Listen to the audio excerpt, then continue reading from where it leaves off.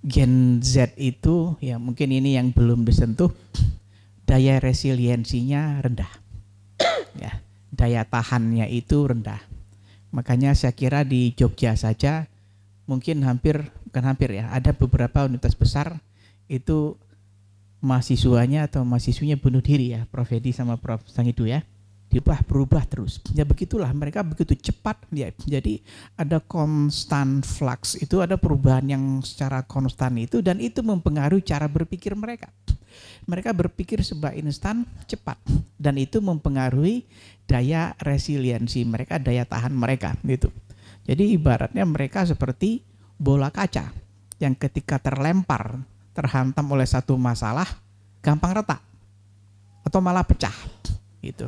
Nah, di sini saya kira peran penting pesantren yang memberikan konteks baru, lingkungan baru, sehingga kekurangan-kekurangan ataupun kerentanan yang mereka hadapi itu setidaknya sedikit banyak bisa dimitigasi, dikurangi, kalau tidak bisa dihapuskan sama sekali oleh pesantren gitu. Jadi kita melihat ya bagaimana alumni-alumni pesantren itu walaupun dari Gen Z ya, Gen Z itu ternyata mereka lebih memiliki daya tahan dibanding yang di luar.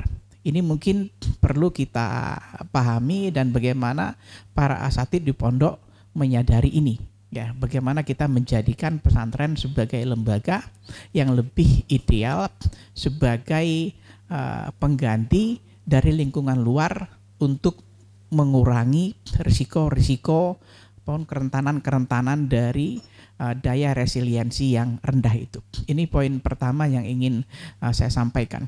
Yang kedua, daya baca yang rendah itu. Karena mereka hidup dalam era TikTok yang hanya tayang 2 menit, 3 menit, 4 menit, 5 menit. Ya, mungkin kalau dosen ngajar membuat YouTube 30 menit, saya yakin nggak akan ditonton. Ya.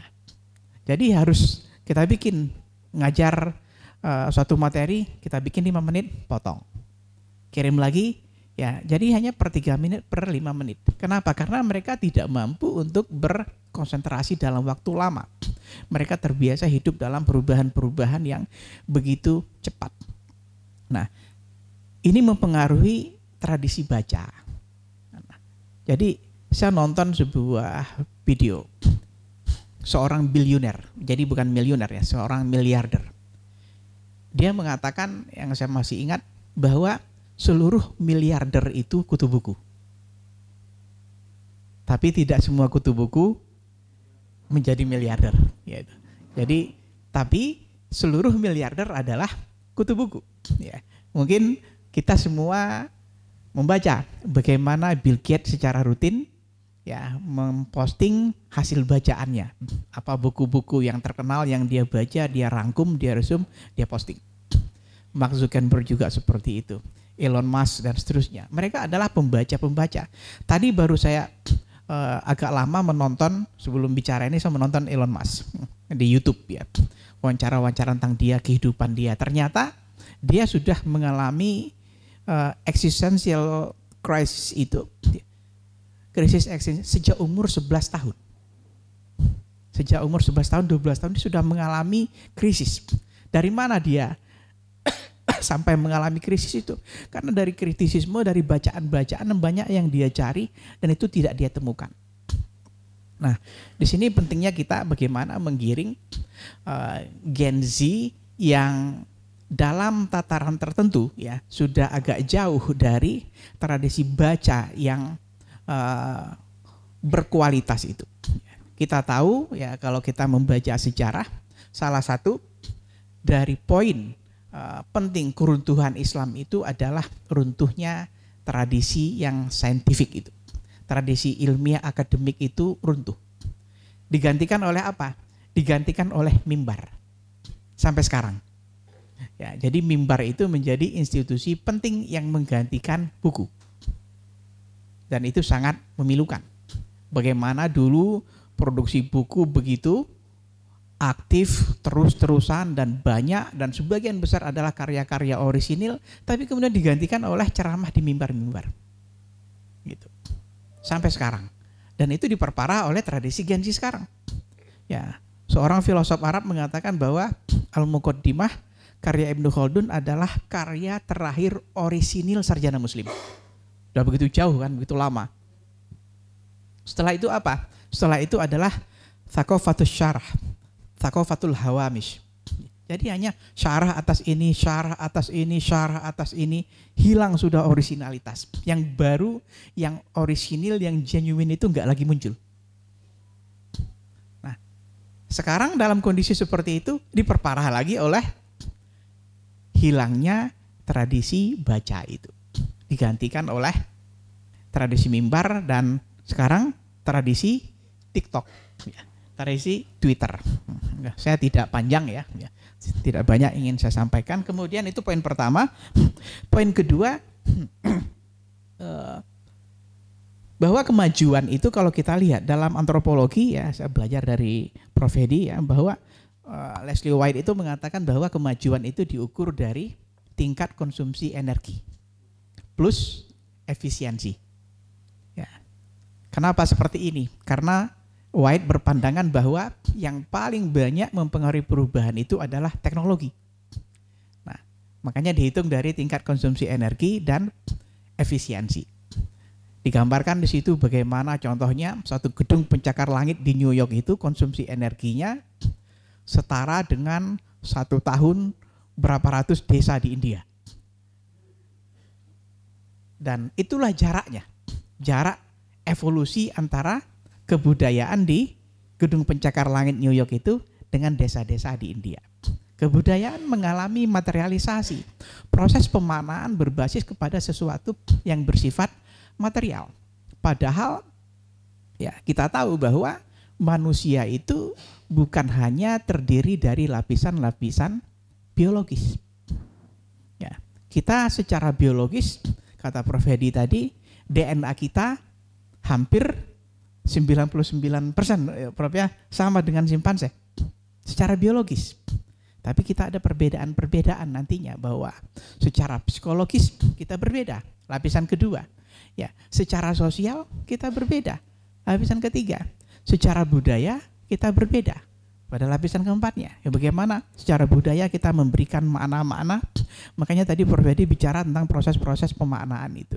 Dan proses pemaknaan itu yang terpenting menurut saya, tolong dikoreksi Prof. Hedi, Prof. Sangidu kalau saya salah, ya, itu yang terpenting adalah ilmu pengetahuan.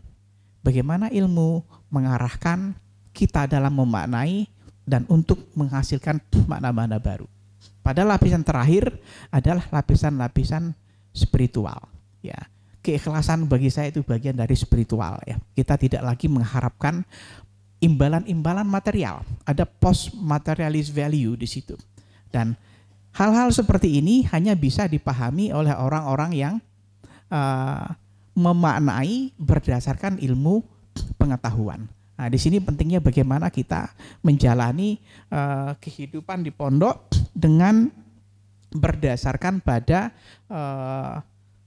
ilmu pengetahuan, ya, dan kemudian kita pahami lapisan-lapisan kita itu, ya, kita berada pada level yang mana. Orang-orang yang masih bicara tentang cita-citanya, ya, untuk mendapatkan materi ini, jabatan ini dan segala macam, itu saya kira masih berada pada level pertama, level biologis yang tidak jauh berbeda dengan simpanse itu. Dan di pesantren kita dididik untuk bagaimana kita memiliki kelima lapisan itu dan sampai pada lapisan yang terakhir, yaitu lapisan spiritual. Gitu. Kemudian poin terakhir yang ingin saya sampaikan, ya, karena saya hanya mendampingi di sini, ya. Ya, poin terakhir yang ingin saya sampaikan bahwa di pesantren sebagai motor pergerakan, salah satu, saya membaca buku Tobi Ahaf, ya, salah satu poin penting dari keruntuhan peradaban Islam adalah runtuhnya institusi pendidikan. Ya. Dan di sini pentingnya gerakan-gerakan yang dilakukan oleh Kiai Anang, Kiai Anizar, Prof. Sangidu, ya, menggerakkan kembali institusi-institusi pendidikan itu agar kembali bangkit dan terkoneksi dengan perkembangan sains modern. Ya.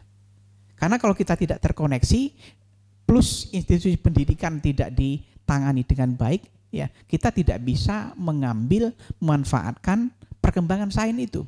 Al-Azhar bisa kita jadikan sebagai contoh bagaimana simbol kegagalan peradaban Islam.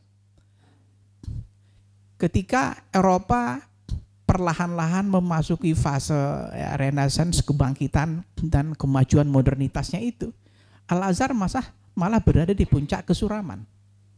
Kenapa? Karena ketika diambil alih oleh Salahuddin Al-Ayyubi, semua pelajaran berkaitan dengan sains itu dihapuskan. Mereka hanya diajarkan pelajaran agama. Jadi hampir selama 9 abad di Al-Azhar terputus, disconnected dari matematika, fisika, kimia, ilmu hisab dan seterusnya. Hanya agama di situ. Baru kemudian dikembalikan oleh Muhammad Abduh. Ya. Kembali masuk sains itu. Baru kemudian Al-Azhar bergerak secara perlahan. Walaupun sampai sekarang ya, ternyata Al-Azhar belum mampu untuk mengimbangi kampus-kampus top Eropa. Padahal Al-Azhar berdiri lebih dulu. Di sini pentingnya kita bicara tentang peran penting institusi pendidikan dalam peradaban Islam dan pesantren. Ya, tempat kita hidup, ya jaringan Gontor maupun yang salaf ya.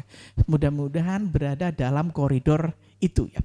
Kembali ya dengan manajemen yang baik dan menangkap peluang ya bagaimana sains modern itu yang tidak lagi dibedakan dari sains agama kembali masuk dan menjadi roh pesantren, sehingga alumni-alumni pesantren itu terekspos pada tradisi keilmuan yang dalam tanda kutip kita anggap sekuler dengan tradisi keilmuan keagamaan yang memang menjadi basis dari pesantren itu. Saya kira itu yang bisa saya sampaikan. Ya mudah-mudahan berguna bagi kita semuanya. Lebih kurang saya mohon maaf. Assalamualaikum warahmatullahi wabarakatuh.